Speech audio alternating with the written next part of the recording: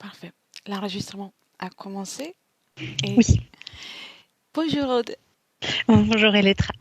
Bien, alors aujourd'hui on va faire ensemble l'enquête numéro 194 proposée par le département d'investigation de la team Griffasi.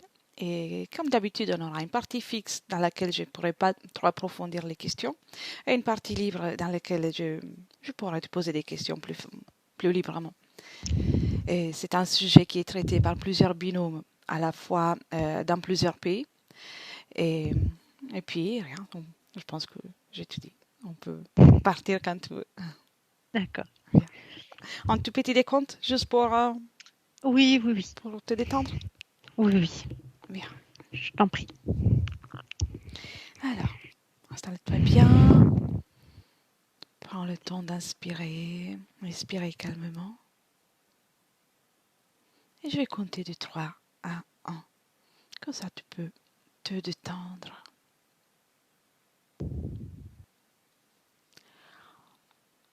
3,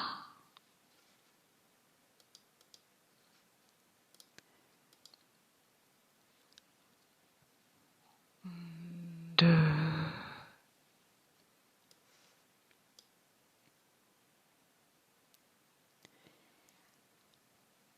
1. Comment ça va jusqu'à là? Aude? Ça va, très bien. Alors, je vais maintenant compter de 1 à 3. Et à mon 3, tu te connectes au terme adrénochrome. Et dis-moi ce que tu perçois ou ce que tu visualises. 1, 2, 3. Je vois du, je vois du sang. Je vois du sang et des globules rouges et je vois, comment dire, comme des molécules Oui, qui sont attachées à ces globules rouges, enfin qui sont contenus dans ce sang. oui, Je vois je vois ce sang dans des petits pochons, un peu comme les pochons de, comment t'appelles ça, euh, de transfusion sanguine. oui.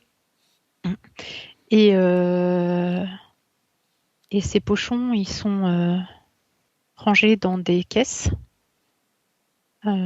des caisses isothermes pour un transport. D'accord. Mais je vois surtout ça, ce sang, et je vois qu'on l'analyse pour voir sa teneur Oui, en, en, en hormones. Enfin, il y a quelque chose dedans et on quantifie chaque pochon, combien il contient de cette molécule. d'accord. Très bien. Veux-tu rajouter quelque chose? Ben, je suis dans un endroit souterrain, Oui, euh, plutôt secret. oui. Avant de continuer, je te demande comment tu te sens à regarder tout ça. Je me sens bien, ça va. Bien. Prends aussi de la distance, reste observatrice pour le moment. Il faut que tu sois à l'aise pendant cette enquête. Oui. Et à tout moment, tu peux me dire si quelque chose te dérange. Non, non, ça va. Bien. Merci. Alors, l'andrénochrome est un composé de formules chimiques C9H9NO3 et peut être produit par le corps humain suite à la libération d'adrénaline. Régresse au premier instant où ce composé a été découvert et décrit ce que tu perçois. À mon 3. 1, 2, 3.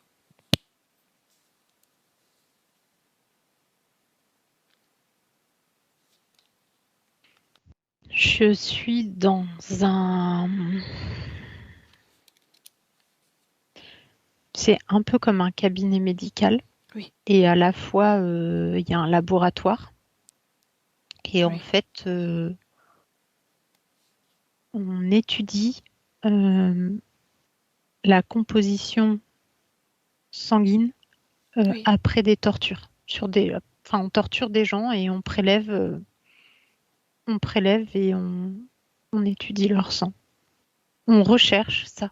En fait, on recherche à quand est-ce qu'on l'a découvert.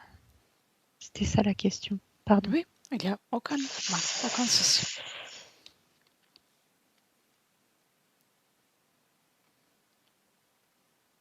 En fait, ils ont découvert l'adrénochrome en cherchant comment les gens, quand ils étaient dans la terreur, pouvaient déployer autant de force ou autant de cet instinct de survie, enfin ce qui donne des ailes, ce qui permet de fuir ou d'aller au bout des capacités du corps humain en fait.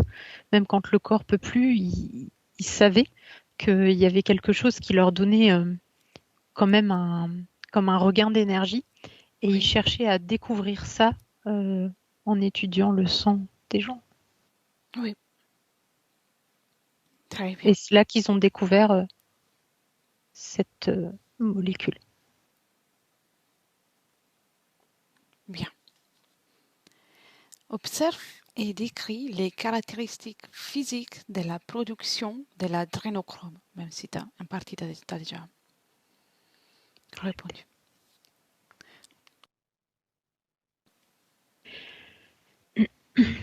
En fait, sous l'effet du stress Oui, ou de la douleur intense, euh, il y a tout un processus hormonal qui se met en œuvre dans le corps et qui vient libérer euh, et l'adrénaline et les endorphines.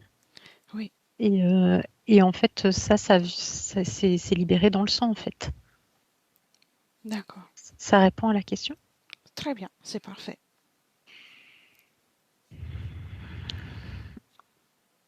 Observe maintenant et décrit les caractéristiques métaphysiques de la production d'adrénochrome.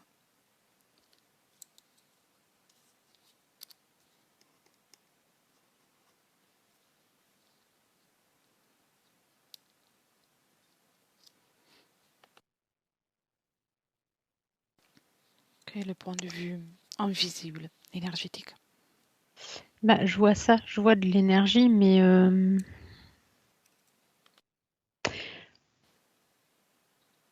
au moment où le corps est en extrême souffrance, Oui, c'est comme si la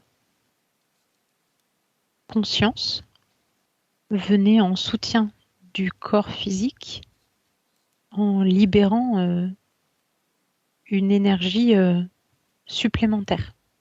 d'accord,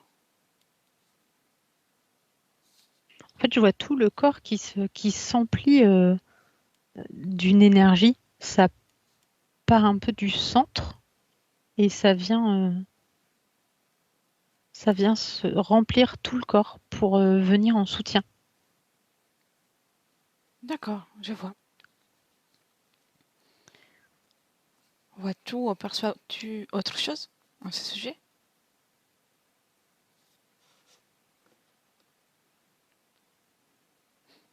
Ben, là,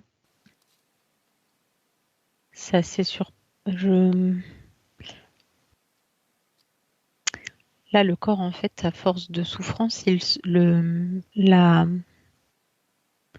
y a une partie qui se détache du corps, en fait. Oui, Et,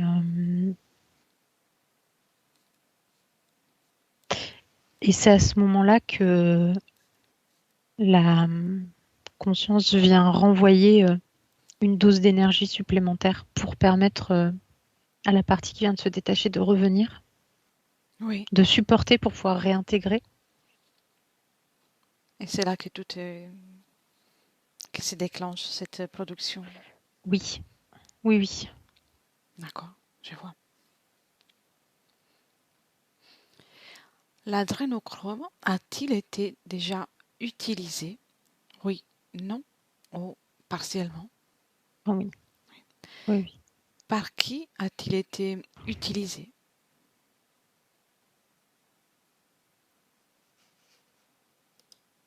Par des militaires, Oui, par des gens des loges, d'accord. par des initiés en fait, par des hommes d'État, Oui, par des hauts dignitaires en fait, de, par des gens aussi qui ont de la notoriété, mais pas forcément, qui n'ont pas forcément un pouvoir de direction. C'est pas comme les militaires ou les chefs d'État, c'est des gens je vois de l'industrie du cinéma, juste d'accord. parce qu'en fait, ça leur confère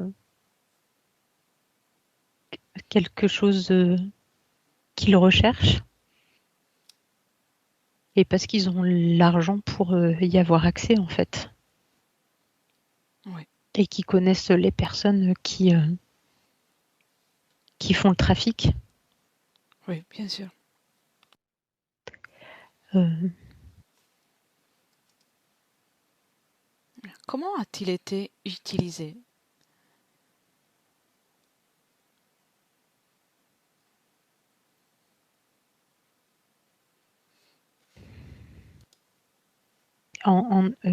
comment le processus pour l'utiliser?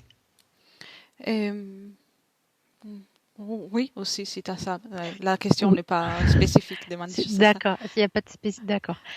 Comment il a été le Première processus chose que pour tu vois. l'utiliser, c'est d'isoler de recueillir le sang de la personne qui est victime de torture. Oui, Euh, il est de ce fait récolté, vérifié. Il est étiqueté en fonction de sa qualité de d'adrénochrome dedans, parce qu'en fonction de l'âge du sujet, de de la frayeur ou de la douleur qu'il va subir, il va libérer plus ou moins d'endorphine, oui, d'adrénaline, d'adrénochrome du coup, et donc le sang va être plus ou moins chargé en adrénochrome. Donc en fonction de sa qualité, après il est injecté. d'accord. Et même si tu as déjà répondu en partie, je pose de nouveau la question.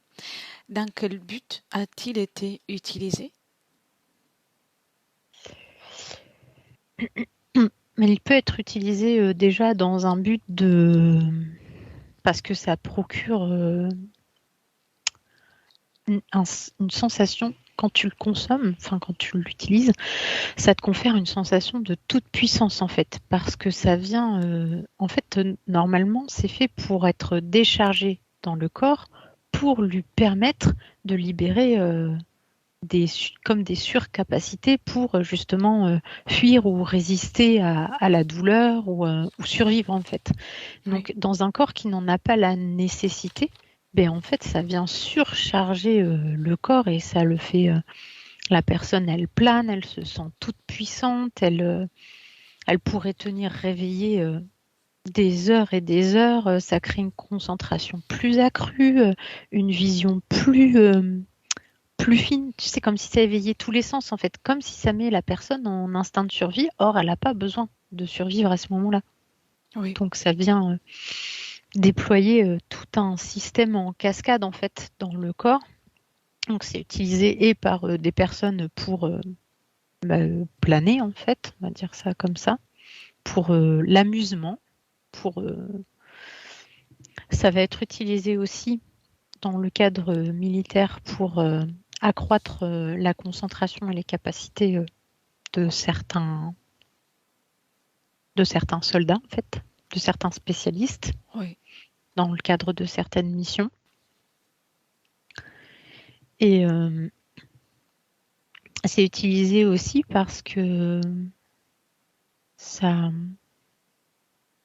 En fait, si tu en consommes assez régulièrement, ton corps,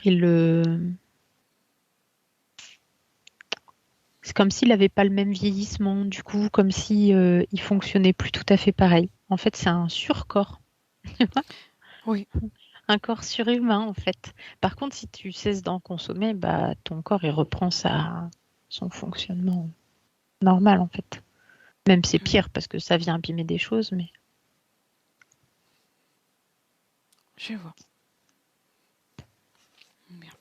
Que se passerait-il si ce composé serait ingéré par l'homme au lieu qu'injecté, d'un point de vue physique? Un, deux et trois.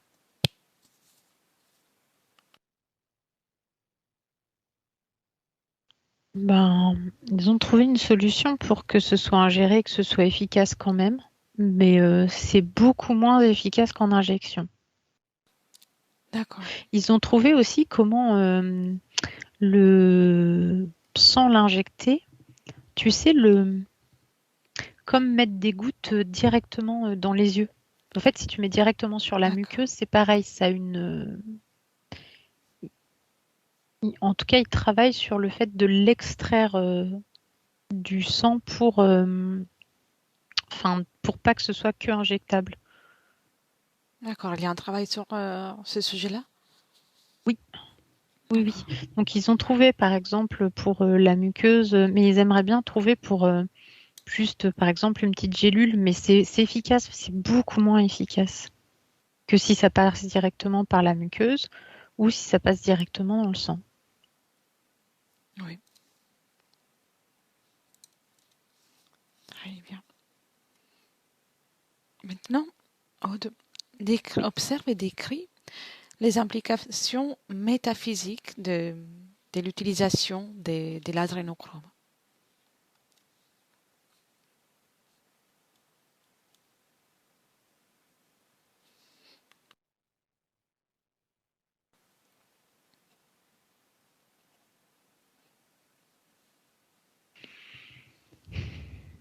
Ça a un impact sur les fréquences du corps qui le consomme, D'accord, comme euh, je vois là, j'ai un sujet qui n'en a pas, enfin qui en consomme de l'adrénochrome, oui, alors qu'il en a, enfin sans l'avoir fabriqué lui-même, il n'est pas dans le besoin de survie. Et donc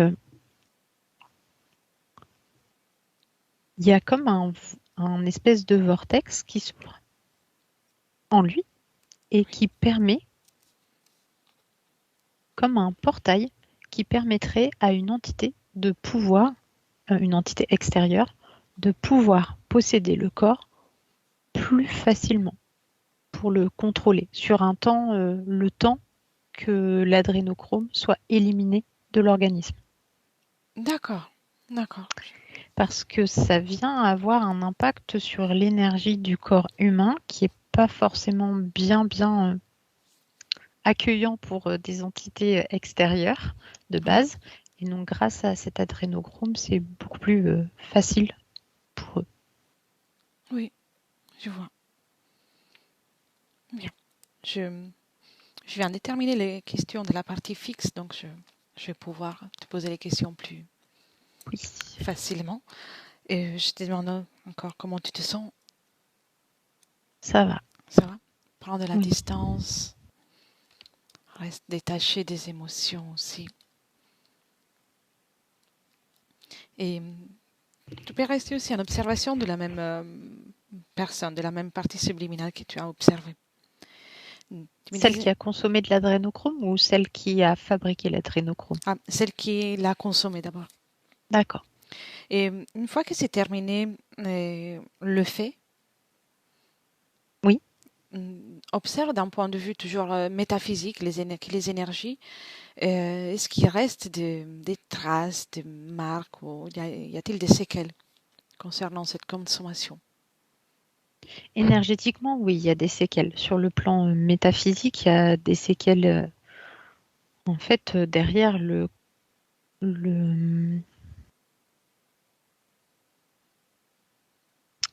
les fréquences énergétiques de la personne, elles sont très diminuées, très très diminuées.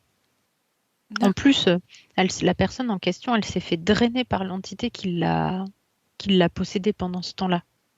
Oui. Donc, en fait, et puis en plus, à chaque fois qu'il va consommer et qu'il va du coup potentiellement être possédé, enfin, qu'il va laisser son enveloppe en fait à disposition d'une autre entité.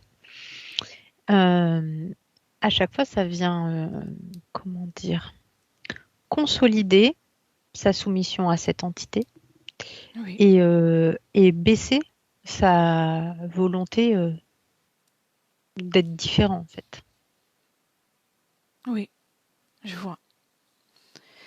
Et pendant le fait de la substance, donc il y a cette possession, ou en tout cas la possibilité de la possession, mais admettons qu'il y ait la possession, l'occupation du corps par une entité, la partie subliminale du sujet, de la personne, que fait-elle?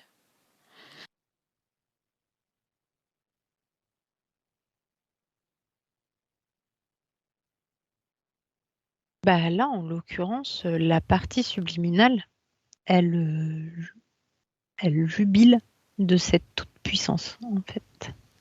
Je vois, donc tellement est forte cette sensation aussi pour la partie subliminale, qui impacte aussi Ou- la partie subliminale, que Oui, les entités peuvent faire ce qu'elles veulent du corps. oui, oui, mais seulement la partie subliminale, elle est au summum de l'extase, là. Là, en l'occurrence, pour ce sujet-là, hein.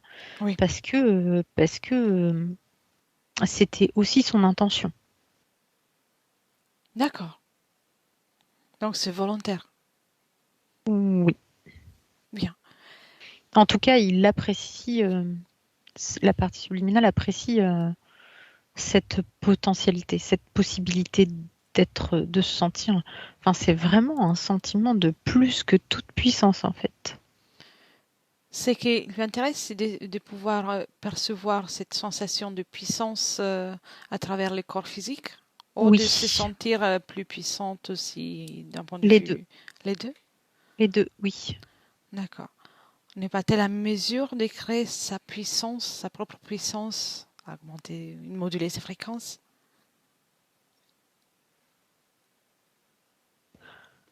C'est une autre fréquence de toute puissance.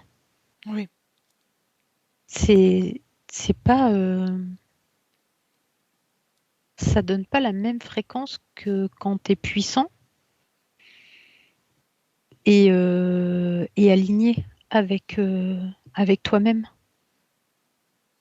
Je oui. sais pas, je sais pas comment expliquer ça, mais Non, non, c'est très clair. c'est une toute puissance très très malsaine, mais tellement tellement jubilatoire, tellement délectable Oui, je pour vois. cette conscience. Très bien. Tu peux déconnecter de cette conscience.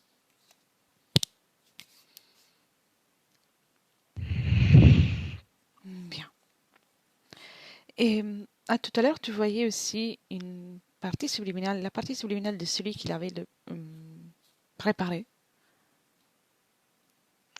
De De, celui qui a sécrété l'adénochrome.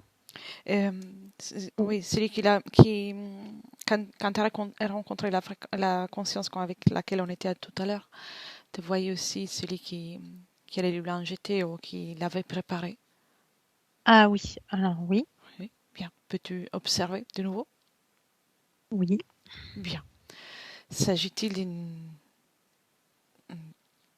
d'un être humain, une partie subliminale avec un ADN humain à 100%? J- Non, non, non. Non?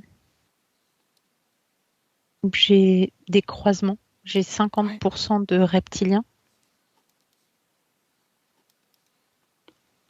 j'ai 45% d'humains. d'accord. Il y a encore un 5%. Oui, mais As-tu l'ADN?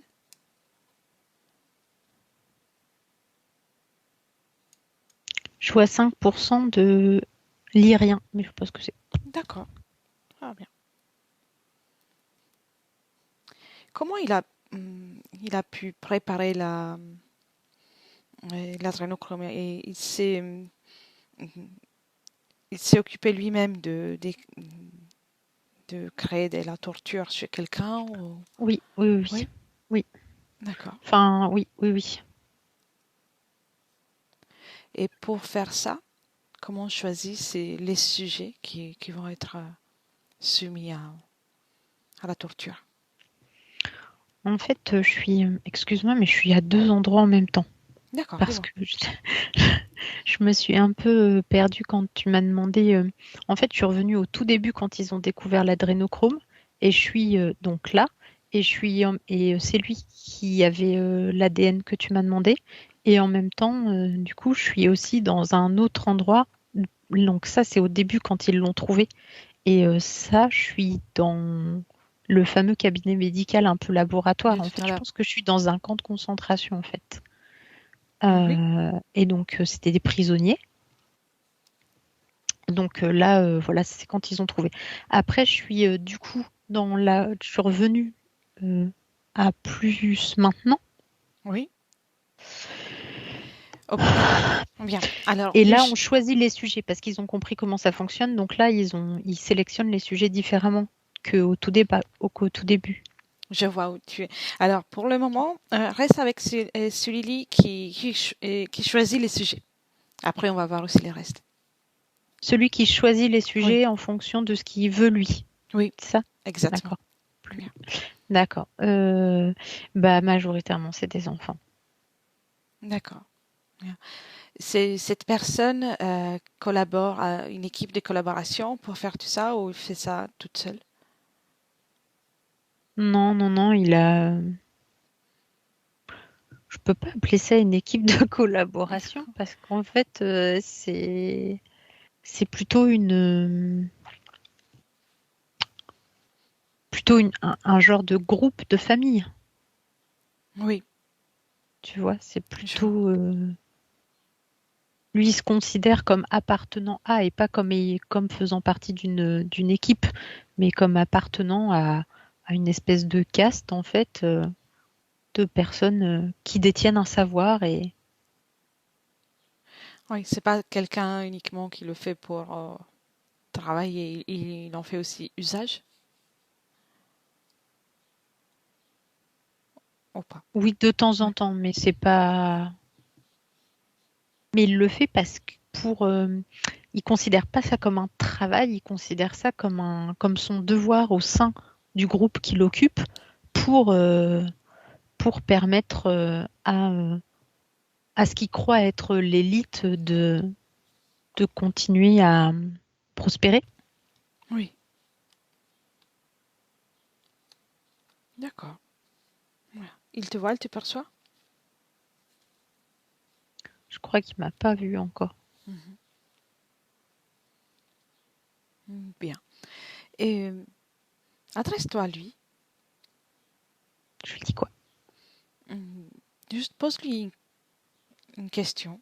Lui demande si ce n'est pas un problème pour lui le fait que cela vient d'une torture, d'une grande souffrance infligée sur quelqu'un. C'est rien, c'est du bétail. Ils sont là pour ça.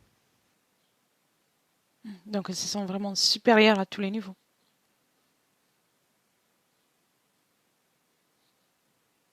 C'est pas, il se sent pas, il l'est Mhm. supérieur. Oui, d'accord. Quand tu l'observes, tout en restant à distance, euh, est-il seul ou accompagné dans son espace d'un point de vue ésotérique? Y a-t-il interférence, Oui, compagnie? oui, il y a interférence. D'accord, bien.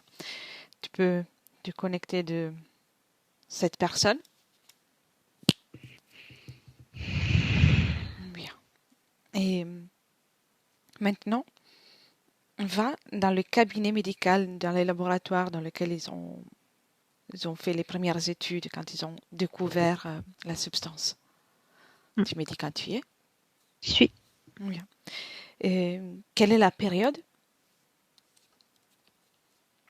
Y a-t-il une période en particulier que tu perçois dans ce laboratoire? Période. Là où je suis, c'est Oui, pendant la Seconde Guerre mondiale. d'accord. Il y avait déjà tout ça? C'est là qu'ils ont trouvé. D'accord. Enfin, qu'ils ont cherché à trouver. Ils avaient trouvé plus ou moins, mais il leur manquait hum, après, il leur manquait quand même quelques détails pour pouvoir le réutiliser.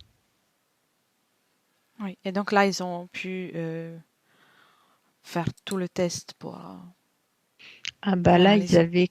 ils avaient clairement à disposition de quoi chercher en fait. Oui. Ils avaient finalement la manne pour faire leurs essais et leurs recherches. Et y a-t-il un chef de ce projet? Quelqu'un qui dirige ce projet, mis à part la torture et tout le reste, mais vraiment le projet de Oui, oui, mais le l'adrénochrome. chef de projet, il n'est pas humain. Mhm. Qu'est-ce que c'est? C'est un reptilien. D'accord. Comment on s'y prend pour communiquer et gérer et donner des ordres, des consignes concernant le projet?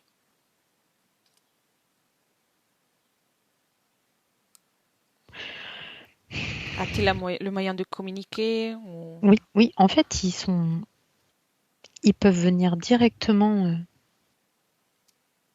Il y a, comment dire, il y a une délégation, c'est pas comme, c'est une Oui, délégation. Il y a une délégation qui est déjà dans les camps. Parce que de toute façon, la torture qui est infligée crée une énergie dans ces lieux qui leur permet de venir et d'y rester pour un temps plus ou moins court, mais de venir.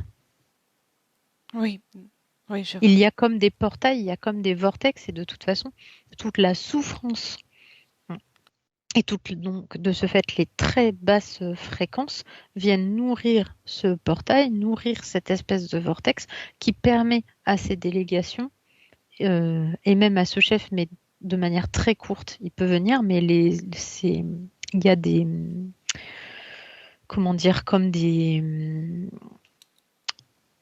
a des auxiliaires qui, Oui, eux, peuvent supporter un peu mieux de rester un peu plus longtemps sur place.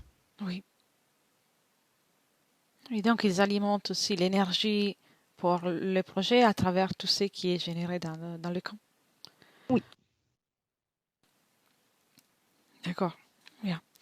Et observe aussi qui est l'être humain incarné à ces moments-là que tu es en train d'observer, qui gère, qui a mesure de gérer plus que d'autres, qui a plus de pouvoir dans ce projet. Oui, Comment tu le vois d'un point de vue énergétique?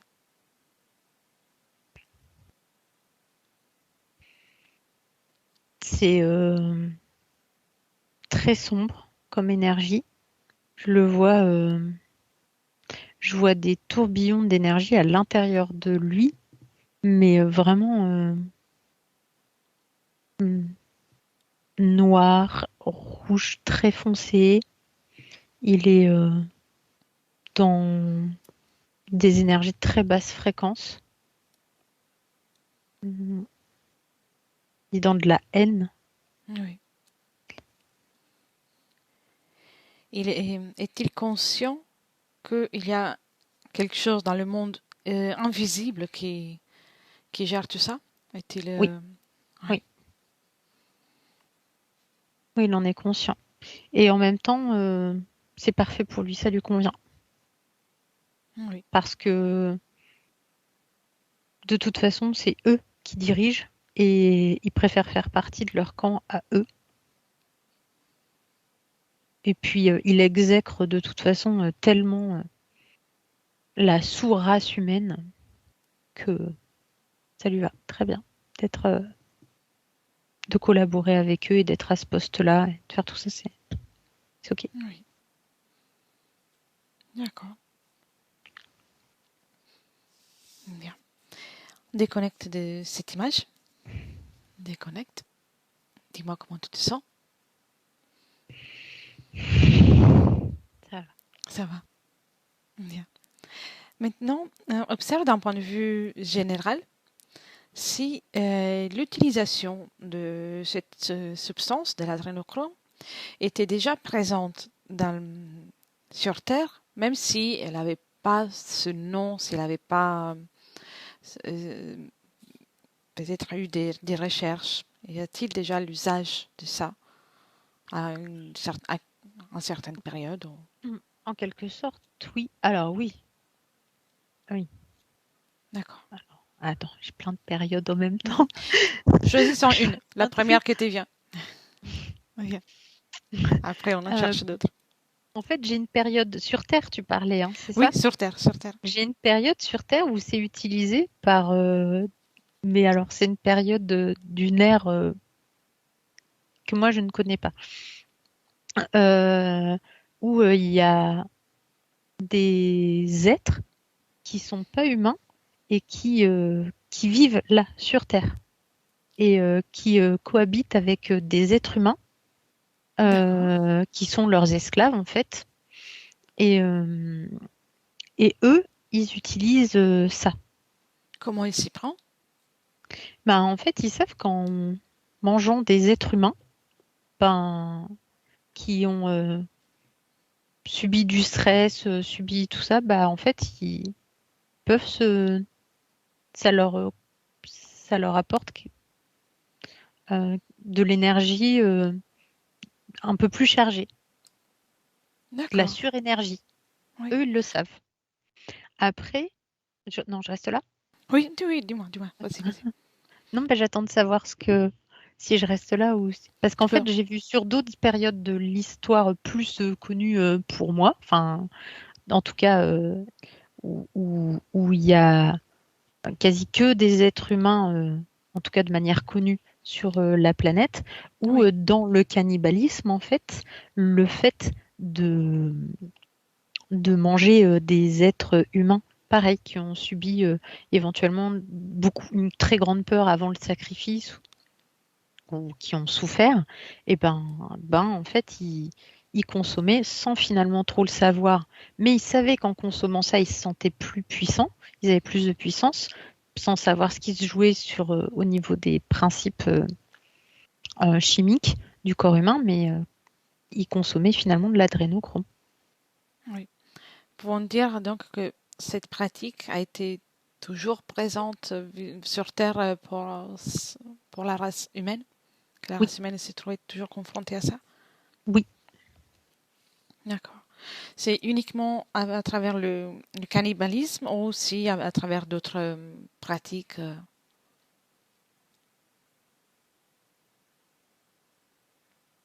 Y a-t-il d'autres rituels ou pratiques qui sont faites pour l'utilisation dans le passé? Je regarde. Oui,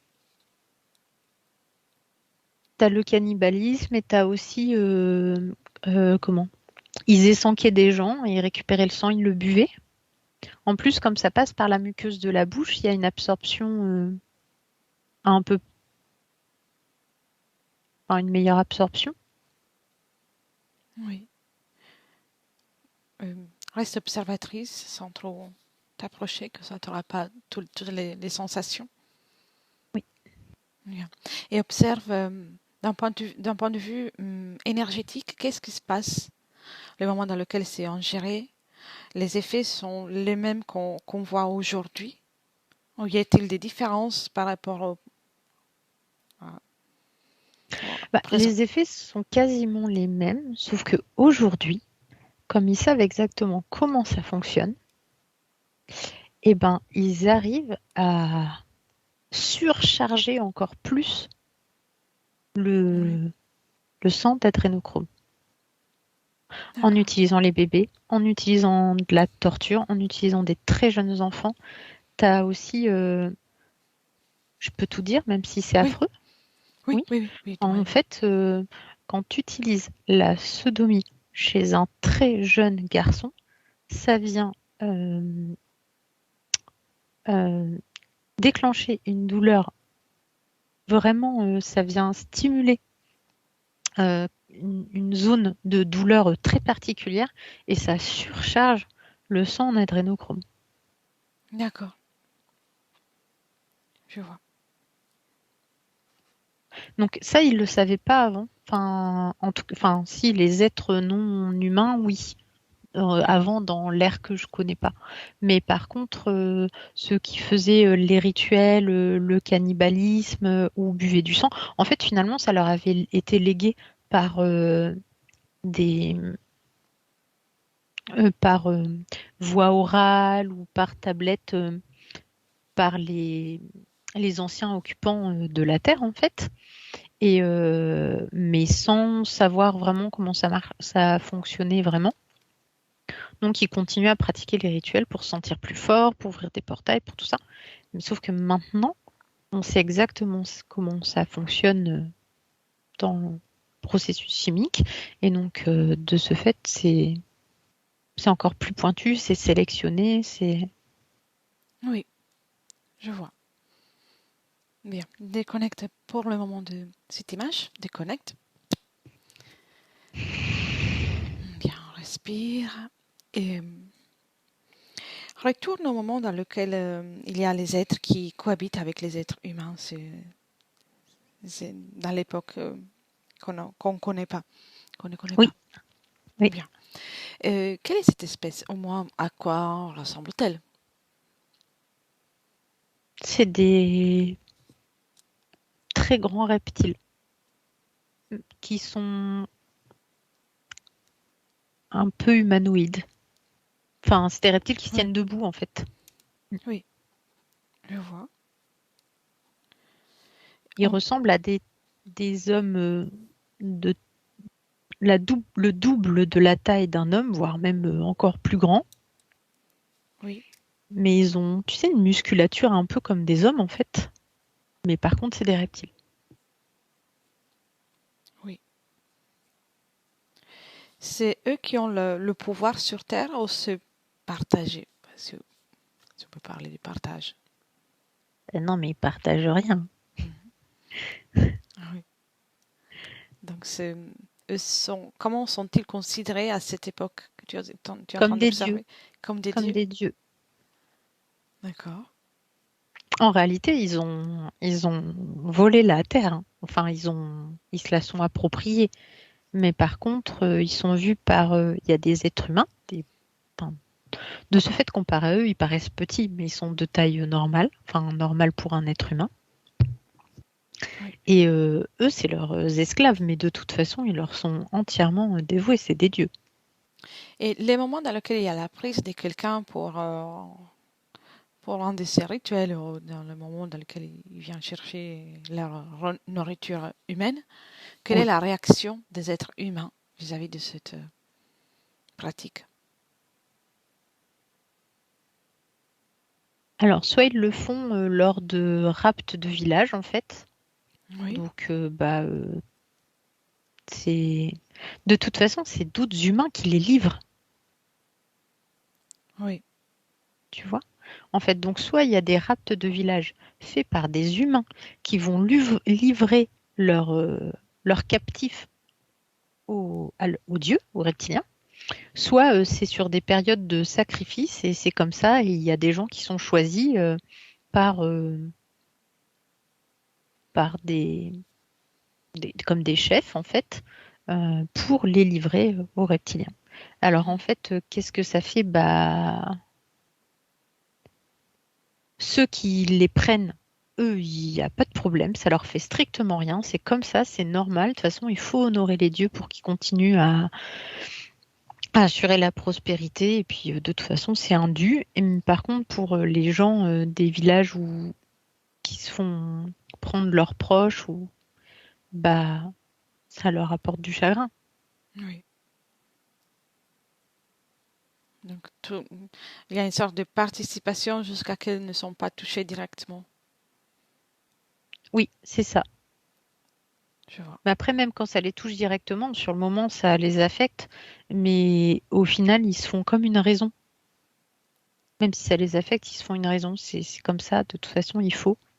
Parce que c'est leur Dieu Oui, qui a choisi ça. oui. En même temps, il y en a, ils savent même pas où ils vont. Hmm, on les prend, on les emmène aux dieux, mais ils savent pas forcément Mm. qu'ils vont être sacrifiés ou mangés, quoi. Et donc, ceux qui subissent savent qu'il y aura juste une prise, qui vont partir avec leur Dieu sans savoir ce qui les attend. Il n'y a Il y en personne a, qui peut retourner. ils savent, mais il y en a d'autres qui savent pas. Et en fait, c'est encore mieux parce que ceux qui savent pas, de ce fait, ça joue de l'effet de surprise et donc ça crée une plus grande peur au moment où ils l'apprennent. Oui, Et donc, du coup, ça charge mieux la le substance. sang. Alors que ceux qui vont en sachant qu'ils vont être sacrifiés, même s'il y a de la peur, etc., ben, il y a une espèce de résilience. Donc, il y a moins de... Il est moins concentré, en fait. Oui, ça sera moins intéressant pour ceux Bah oui, qui s'en nourrissent. oui, c'est ça. Je vois. Et toujours dans cette époque, les chefs du village sont-ils au courant de ce qui va se passer? Enfin, des villages, en tout cas les chefs de certains groupes de humains. Il y en a, oui, et il y en a d'autres, non. D'accord. Ceux qui sont au courant ont-ils des rapports, euh, que ce soit diplomatiques ou autres, avec les reptiles? Oui, D'accord. oui, oui. Ils ont des compensations, ils ont une place de choix grâce à ça, ils ont accès à plus de savoir. De toute façon, ils sont choisis parce qu'ils ont ça a l'air d'être une lignée bien spécifique Qui est choisi? génétiquement. Oui, Oui. D'accord. Bien. Et toujours concernant la lignée génétique spécifique, d'un point de vue général, donc même à cette époque ou dans le passé, dans des autres époques, y a-t-il une caractéristique particulière chez ceux qui font usage de ça, des lignées ou de familles, mis à part, excuse-moi, j'ai mal excuse-moi, exprimé, pardon. j'ai pas compris. Je suis un peu Oui, je me suis mal exprimée. dans le brouillard et j'ai pas compris la question, Oui. pardon. Concernant la lignée ou l'appartenance à des familles en particulier, Oui, euh, et les personnes que désormais en font usage dans notre époque ou dans maintenant, le passé c'est les mêmes lignées. sont les mêmes? Oui, oui, D'accord. ça y est, j'ai compris ta question. Excuse-moi. Non, C'est c'est les bon. mêmes lignées, c'est les descendants. Donc ça reste toujours dans la même euh, Oui. D'ailleurs, c'est pour famille. ça qu'ils savent. C'est pour ça Oui. qu'ils savent. C'est pour ça qu'ils ont cherché. C'est pour ça qu'ils savaient. Ils savaient juste pas comment ça fonctionnait. Ils savaient juste pas comment l'extraire autrement que juste en se nourrissant d'eux. Tu vois? Mais, euh, mais en fait, c'est pour ça qu'ils savaient déjà. Ils cherchaient pas, ils l'ont pas découvert comme ça par inadvertance. Ils ont cherché à comprendre parce que c'est les mêmes lignées, c'est les mêmes lignées. Oui. Ça n'a pas été une découverte au hasard, donc. Non. Oui, je vois. Bien, déconnecte de cette image et revient dans le présent. Bien. Maintenant, observe une personne qui se retrouve à produire ça, mais pas parce que quelqu'un le crée une stimulation avec une torture en particulier, mettons un accident ou un événement en particulier. Est-ce qu'il y a une production de l'adrénochrome chez la personne? De manière fortuite, tu veux dire? Oui. Oui, comme accidental. Oui, oui, oui, oui, oui. D'accord. Et, et dès que cela se produit, mais bien évidemment, il n'y a pas de prise de sang, il n'y a personne qui extrait tout ça. Qu'est-ce Oui. qui se passe pour le corps et pour les énergies aussi de la personne?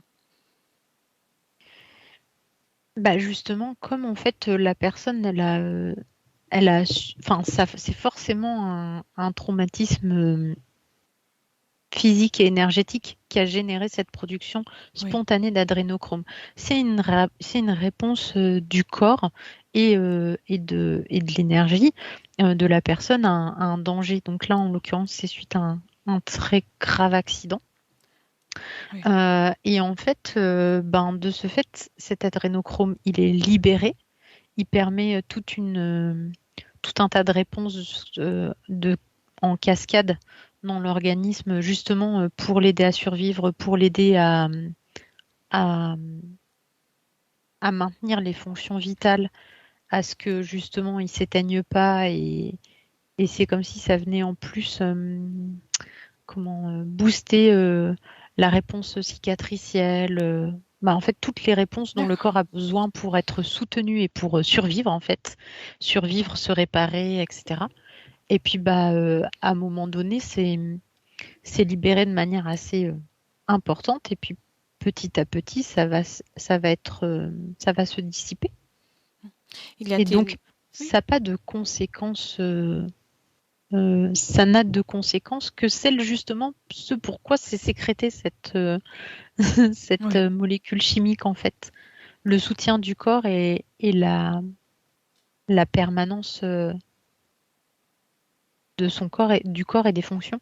Donc, une fois que, que tout ça se termine, il n'y a plus rien qui reste et la personne peut poursuivre Hein. sans Mhm. séquelles. D'accord. Bah, enfin, bon, après, Il y a le elle a les traumatisme. séquelles de l'accident, hein. Mais oui, oui, je veux Oui, dire, sans séquelles de la production de l'adrénochrome, oui. effectivement, non. Sans séquelles de la production. Et d'un point de vue énergétique, bien sûr, il y a les séquelles justement de l'accident, mais Oui. de cette production d'adrénochrome, y a-t-il une conséquence ou pas dans ces cas-là? Bah, il n'y a pas de conséquences délétères dans le sens où même sur le plan énergétique, ça a permis le soutien Oui, de toutes les fonctions, qu'elles soient physiques et énergétiques, de la personne. parfait. Donc il n'y a pas de conséquences néfastes. Justement, ça n'a eu comme conséquence que la survivance de la personne. Je ne sais même pas si ça se dit. Oui, oui, non, j'ai compris, très bien. Et bien, donc justement, même tout à l'heure, t'as dit c'est un soutien énergétique et Oui, physique qui s'est créé. oui, oui. Et donc, tous les êtres humains sont-ils à mesure de le créer ou y a-t-il quelqu'un qui peut le produire de façon différente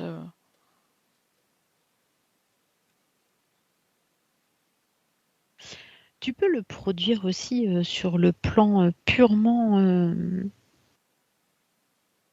énergétique. Parce que si tu sais maîtriser euh, les énergies de sorte à déclencher une immense peur, alors tu vas libérer une infime quantité d'adrénochrome. Mais D'accord. au même titre que tu sais peut-être générer la joie ou le bien-être, et ben si tu génères l'angoisse, le stress, la peur, de Oui, manière intense, hein, par contre, il faut vraiment que ce soit très très intense, alors tu pourrais enfin, faire en sorte que le corps en sécrète, mais ce serait vraiment très infime. oui. Ce serait pas intéressant pour ceux qui le recherchent. Non, non, pas du tout. D'accord. Tu voyais aussi que c'est l'énergie qui est libérée avant que de l'éloignement de la partie subliminale suite à un choc. Non, justement, parce que la partie subliminale s'éloigne. Oui, À ce moment-là, il y a une libération d'énergie. d'accord. Et mis à part une situation de torture ou de peur très forte, les moments dans lesquels une partie subliminale s'éloigne, mais d'une façon générale, ça peut être dû à toutes sortes de problématiques, y a-t-il toujours une libération d'énergie ou c'est que lorsqu'il y a de la peur ou de la terreur? Je ne sais pas si je me suis expliquée. Oui, oui, je regarde. Oui, J'ai compris et je regarde. très bien. Euh,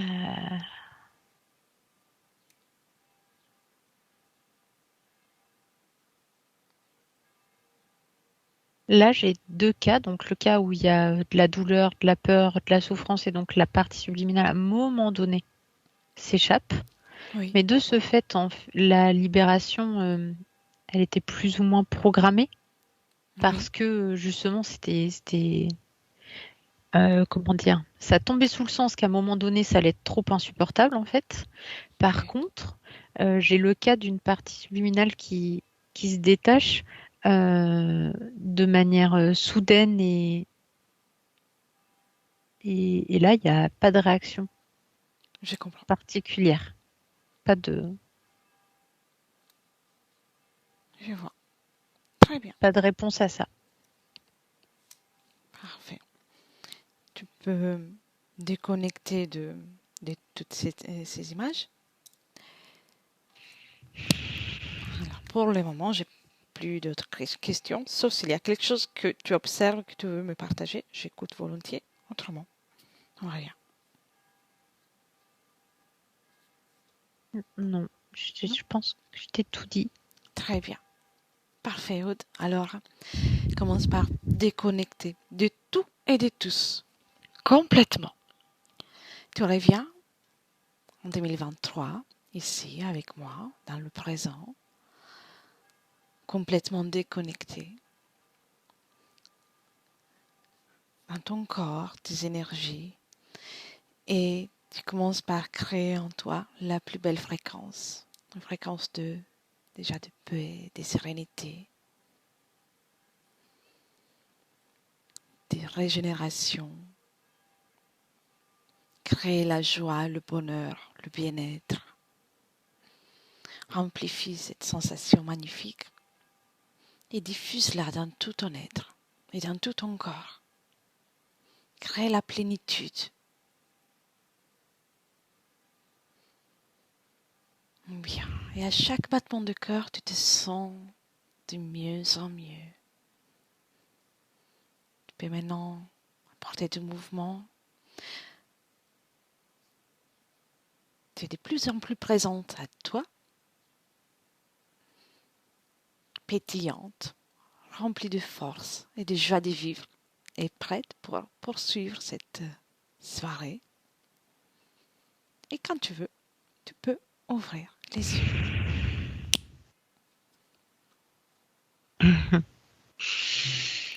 Ça va, Comment tu te sens? ça va. Merci pour ce Merci à toi. voyage, pour toutes ces informations. Et ne quitte pas, j'arrête seulement l'enregistrement. D'accord. Bien. Benvenuto a questo nuovo video di Disclosures. Oggi parliamo della cosiddetta sessione di ipnosi investigativa. In realtà non esiste una sessione di ipnosi investigativa. Non che non si possa fare investigazione di ipnosi, però è che non esiste una sola sessione di ipnosi per dire si è fatta investigazione, per prendere quell'informazione come buona. Perché? Sappiamo intanto che l'informazione che arriva in ipnosi è molto contaminata, la percentuale di inquinamento dell'informazione è altissima.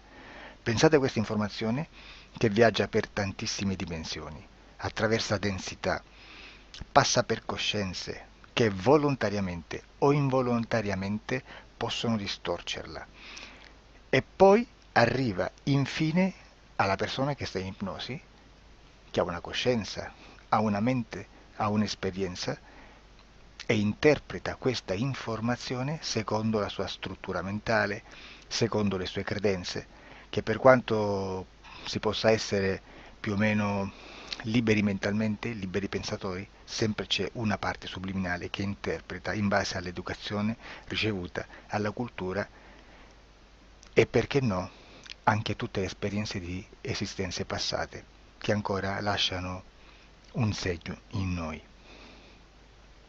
Per capirci, è come se dovessimo parlare con un'altra persona, immersi nell'acqua, a qualche metro di distanza, cercando di utilizzare un mezzo, che è quello della corda vocale, che è fatto per produrre suoni da trasmettere nell'aria.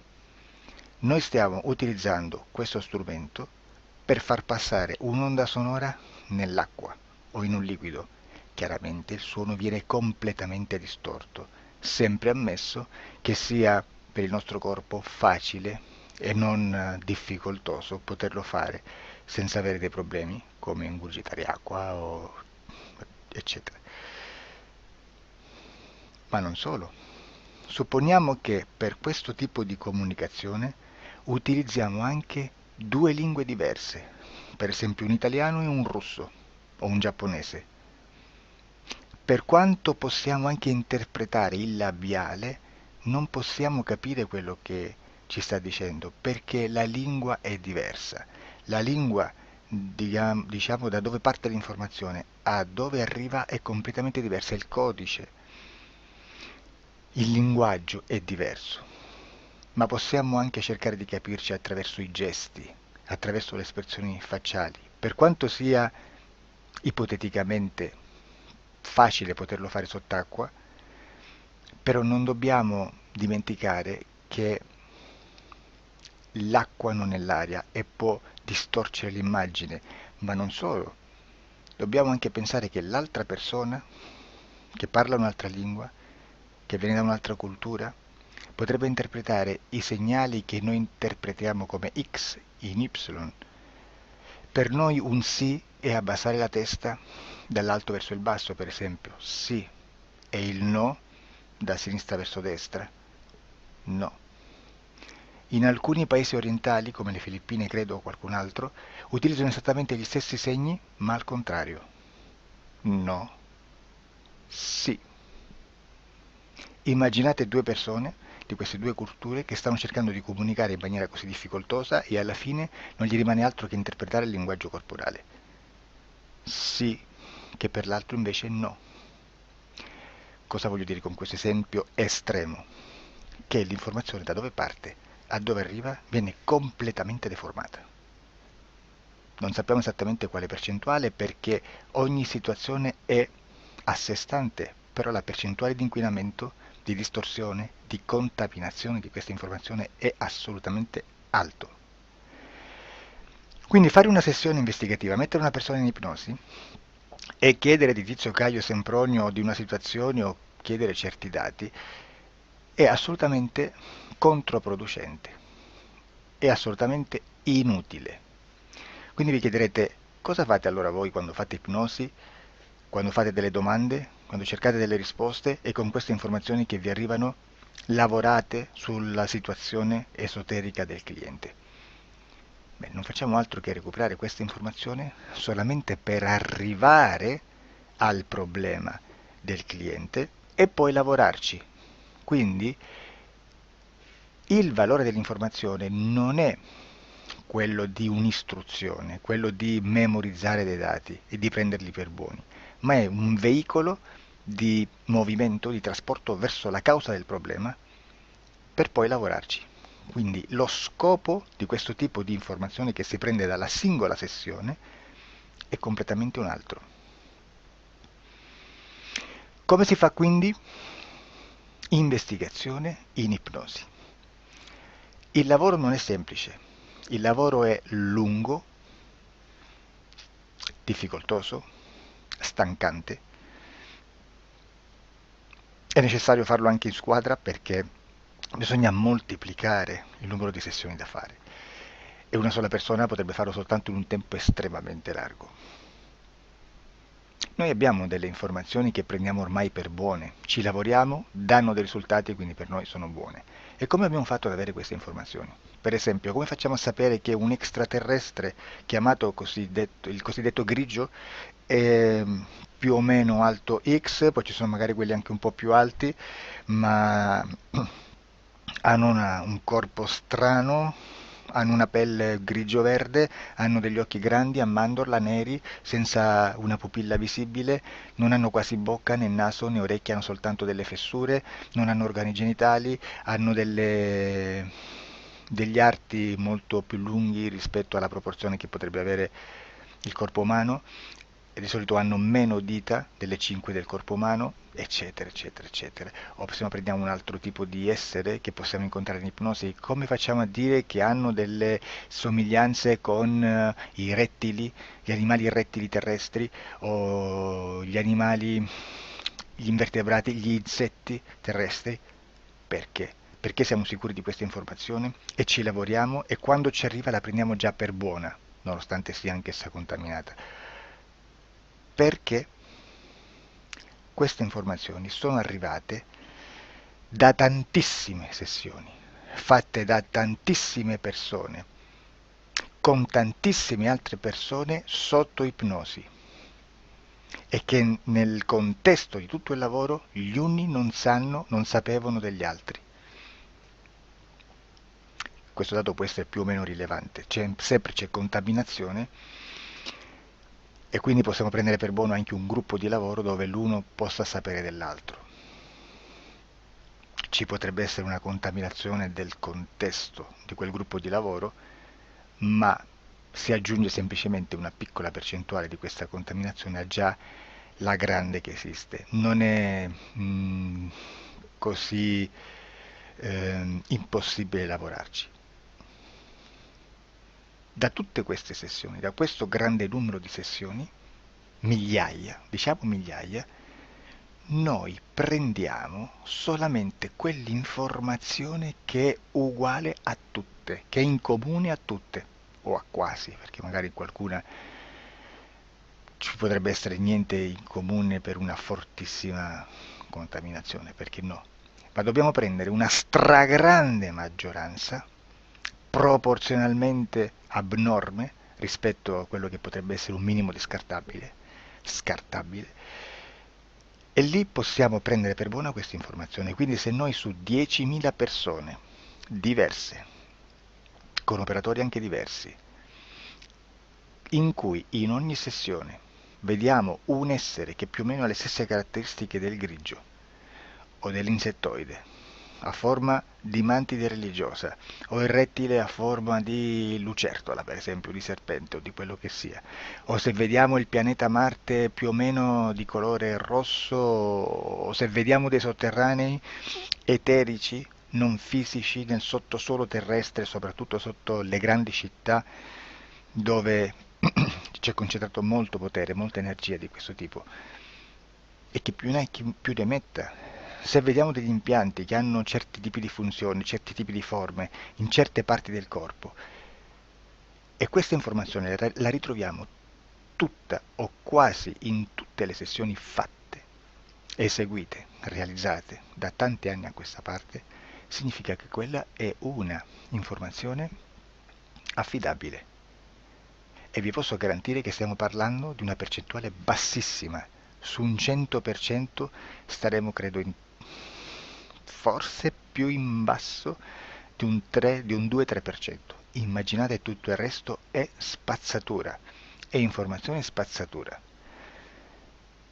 Sì, spazzatura.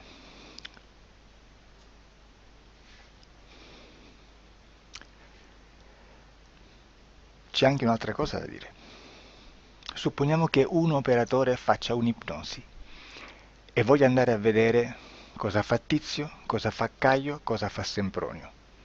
Arrivano delle informazioni e si dice che Tizio è biondo, Caio è zoppo e Sempronio è uno sportivo. Intanto già abbiamo detto che una sessione soltanto non serve, d'accordo? Ma poi c'è da dire che una coscienza, un essere, in ambiente subliminale, la sua parte subliminale potrebbe non dare autorizzazione a questa fuoriuscita di informazioni. Mi potreste dire, e allora tu quando chiedi agli esseri cosa fanno, cosa non fanno, Beh, intanto la prendo sempre con le pinze perché abbiamo sempre detto che tutto è molto contaminato e mi serve solo per dirigermi da una parte. Ma c'è anche da dire che se un essere interferisce con l'altro, ha aperto un canale di comunicazione a cui non può ovviare, a meno che non lo recida, non lo annulli.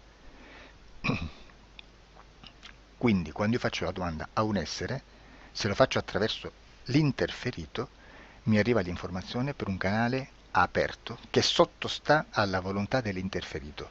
Sulla volontà dell'interferito parleremo in un prossimo video disclosures. Però, se io voglio fare un'investigazione sopra Tizio, Caio e Sempronio che non hanno nessun collegamento, nessuna interazione e nessuna interferenza con il soggetto con cui io sto realizzando l'ipnosi, non è detto che mi arrivi questa informazione. Assolutamente. Potrebbe esserci completamente un muro. Come potrebbe esserci informazioni perché quell'altra parte potrebbe autorizzare comunque. Ma non è detto. E comunque quando ci arrivano informazioni, in una situazione di non interferenza o non interazione, non possiamo sapere esattamente se sono informazioni che ha autorizzato la parte subliminale dell'altra persona o dell'altro essere, o qualche altro essere, qualche altra entità furba, approfitta della situazione, osserva quello che sta succedendo, si mette in mezzo, si fa passare per l'altro e dà informazioni, ovviamente distorte, prima perché non è detto che debba conoscerle, e anche se fosse potrebbe manipolarle a sua volontà e a suo vantaggio. E quindi immaginate che situazione ridicola ci si viene a trovare, in quale situazione ridicola ci si viene a trovare in questi casi. Da qui si vede quando un operatore riesce a utilizzare l'informazione in ipnosi come per lavorare su un soggetto. Da qui l'osservatore attento delle sessioni di ipnosi riesce a capire se quell'ipnosi è un'ipnosi affidabile, un'ipnosi con un livello di informazione certa, con una alta percentuale di informazione certa.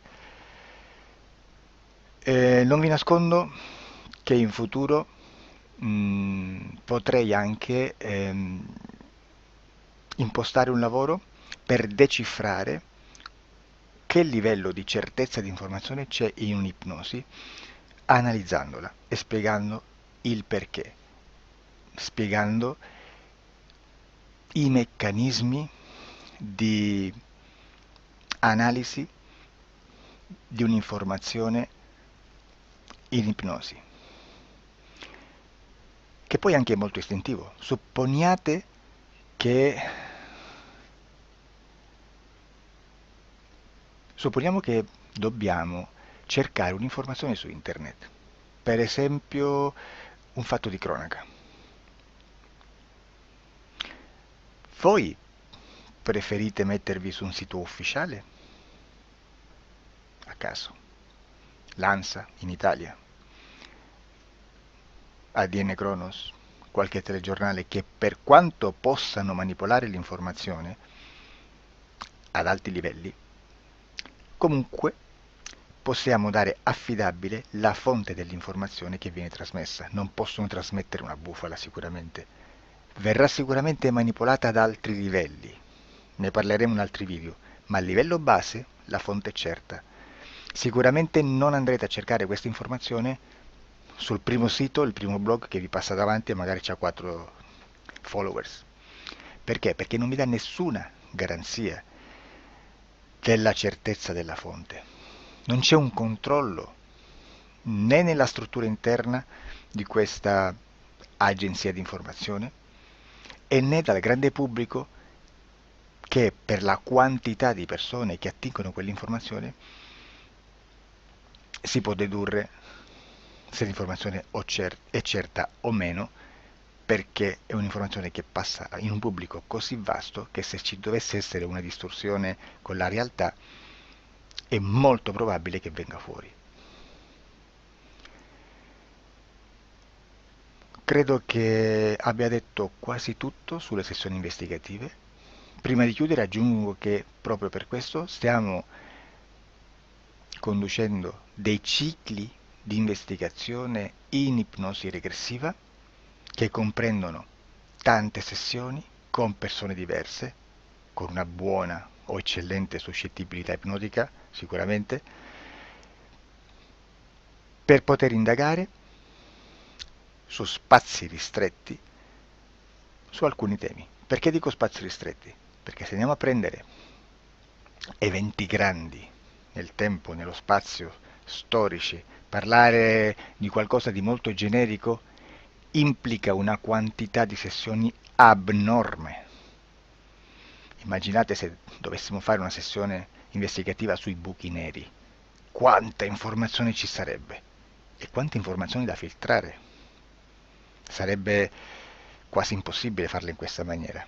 Ma se noi riduciamo lo spazio di investigazione, se noi prendiamo per esempio,